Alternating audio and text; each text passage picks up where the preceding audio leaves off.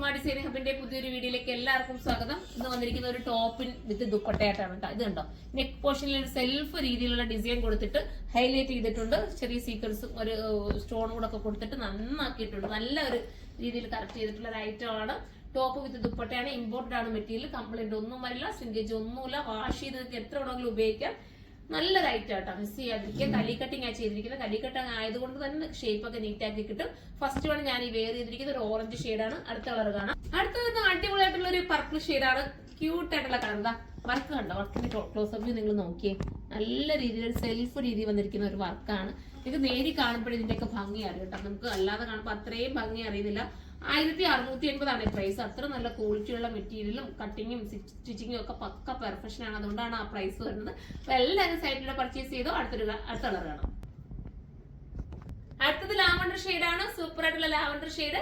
1680 price വരുന്നത്. ഇങ്ങനെയാണ് എന്റെ ഫുൾ വ്യൂ വരുന്നത് കേട്ടോ. അപ്പൊ ഇതിന്റെ 4XL വരെ വരാൻ ചാൻസ് ഉണ്ട്. സൈറ്റിലൂടെ പർച്ചേസ് ചെയ്തോ. അടുത്ത കളർ കാണാം. അടുത്തത് വരുന്നത് ബ്ലാക്ക് ആണ് കേട്ടോ. ജെറ്റ് ബ്ലാക്കിനകത്ത് കണ്ടോ സെൽഫ് രീതിയിലുള്ള ഈ വർക്ക് വരുന്നത് ഭയങ്കര ക്യൂട്ട് ഫീൽ ആണ് കിട്ടുന്നത്. മിസ് ചെയ്യാതിരിക്കുക. എല്ലാം നല്ല ഐറ്റം ആണ്. 1680 പ്രൈസ്. ഇത് ബൾക്കായിട്ട് നിങ്ങൾക്ക് പർച്ചേസ് ചെയ്യണമെങ്കിൽ നമ്മുടെ ഹോൾസെയിൽ ഷോപ്പിലേക്ക് വരിക.